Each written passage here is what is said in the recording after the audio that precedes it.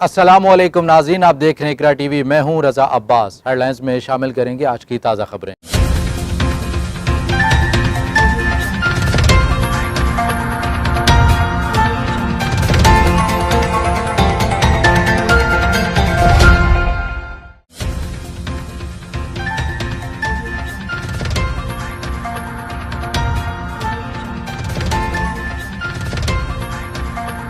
سعودی اتحاد کی یمن میں وحشیانہ بمباری، مزید 22 یمنی بچے لقمہ اجل بن گئے۔ اقوام متحدہ سمیت دیگر عالمی اداروں کی جانب سے شدید مذمت کا اظہار۔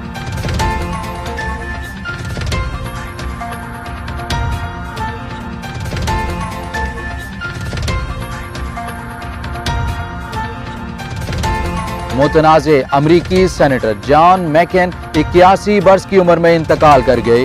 وہ گزشتہ برس سے دماغ کے کینسر میں مبتلا تھے۔ امریکی صدر ٹرمپ اور سابق صدر اوباما سمیت اہم شخصیات کی جانب سے اظہار تعزیت۔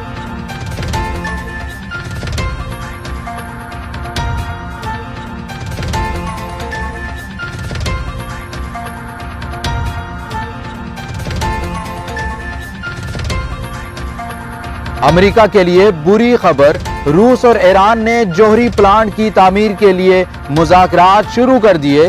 ایران کے وزیر توانائی کا کہنا ہے کہ پلانٹ کی تعمیر سے ایران 3000 میگا واٹ بجلی پیدا کر سکے گا۔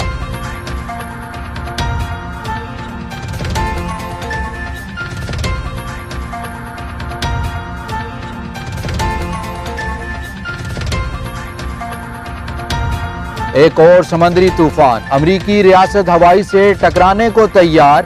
ریاست میں ہنگامی حالت نافذ کر دی گئی۔ انتظامیہ کی لوگوں کو محفوظ مقامات پر منتقل ہونے کی ہدایت۔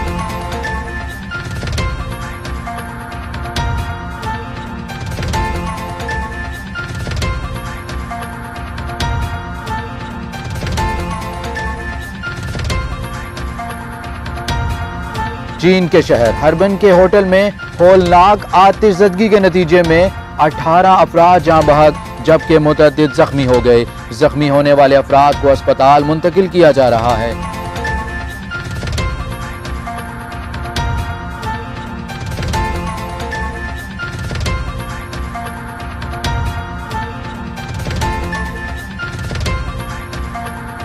اور پاکستان کی بیٹی نرگس نے ملک کو تاریخی کامیابی دلا دی۔ پاکستان نے پہلی بار ایشین گیمز کے کراٹے ایونٹ میں کانسی کا تمغہ جیت لیا۔ ہیڈ لائنز آپ نے جانی، تفصیلی خبریں ایک مختصر سے وقفے کے بعد۔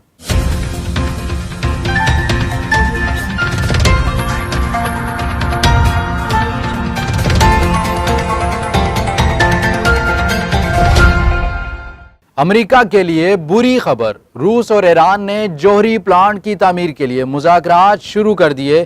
ایران کے وزیر توانائی کا کہنا ہے کہ پلانٹ کی تعمیر سے ایران 3000 میگا واٹ بجلی پیدا کر سکے گا۔ ایران میں جوہری منصوبوں کی تعمیر کے لیے روس اور تہران کے درمیان نئے مذاکرات کا آغاز ہو چکا ہے، جبکہ روس کا ایک جوہری ریکٹر پہلے سے ایران میں کام کر رہا ہے۔ تفصیلات کے مطابق ایران کے وزیر توانائی نے کہا کہ نئے جوہری پلانٹ کی تعمیر کے لیے ایران اور روس کے درمیان مذاکرات کا آغاز ہو گیا ہے، جس کے بعد 3000 سے زائد میگا واٹ بجلی پیدا کی جا سکے گی۔ غیر ملکی خبر رساں ادارے کا کہنا تھا کہ ایران تاحال جوہری توانائی کے ذریعے 1000 میگا واٹ بجلی پیدا کرنے کی صلاحیت رکھتا ہے۔ غیر ملکی میڈیا کا کہنا تھا کہ روس کی جانب سے پہلے ہی جوہری پلانٹ کا کام کیا جا رہا ہے۔ ایران اور روس کے درمیان 2014 میں جوہری پلانٹ لگانے کا معاہدہ طے ہوا تھا، جس کے تحت 8 سے زائد پلانٹ تعمیر کیے جائیں گے۔ دوسری جانب امریکہ نے سن 2015 میں طے ہونے والے جوہری معاہدے کو منسوخ کرتے ہوئے مزید اقتصادی پابندیاں عائد کر دی ہیں۔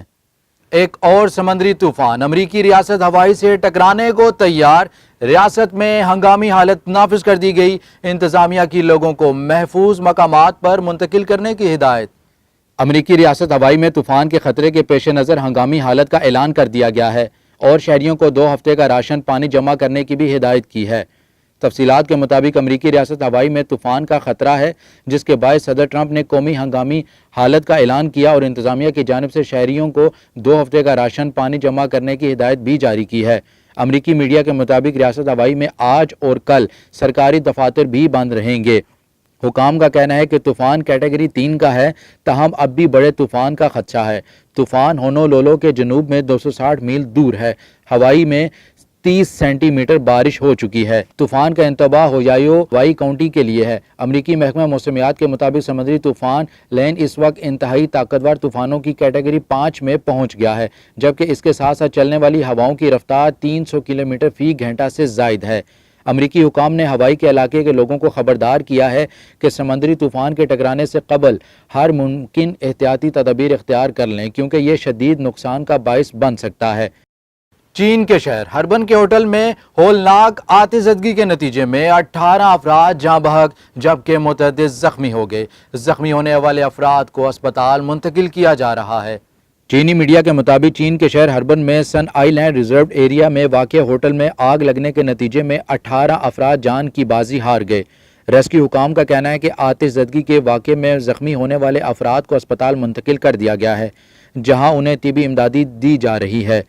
پولیس حکام کا کہنا ہے کہ ہوٹل میں آگ لگنے کی وجہ کا تاحال تعین نہیں ہو سکا، تاہم اس حوالے سے تحقیقات جاری ہیں۔ رواں سال اپریل میں چین کے صوبے گمانگ ڈونگ میں واقع میوزک سینٹر میں آگ لگنے سے 18 افراد جھلس کر ہلاک ہو گئے تھے۔ آگ 3 منزلہ عمارت میں مقامی وقت کے مطابق رات 1 بجے لگی تھی، جس میں متعدد افراد زخمی بھی ہوئے تھے۔ گزشتہ سال نومبر میں بھی چین کے دارالحکومت بیجنگ میں واقع ایک بلڈنگ میں آگ لگی تھی، جس کے نتیجے میں 19 افراد ہلاک ہوئے تھے۔ آتش زدگی کے واقعے کے بعد بیجنگ کی گورنمنٹ کی جانب سے fire code and building safety کی خلاف ورزی کرنے والوں کے خلاف 40 روزہ آپریشن کیا تھا۔ فی الوقت نیوز بلیٹن سے اتنا ہی۔ مزید تازہ خبروں اور اپڈیٹس کے لیے وزٹ کیجیے ہماری ویب سائٹ اقرا tv.pk۔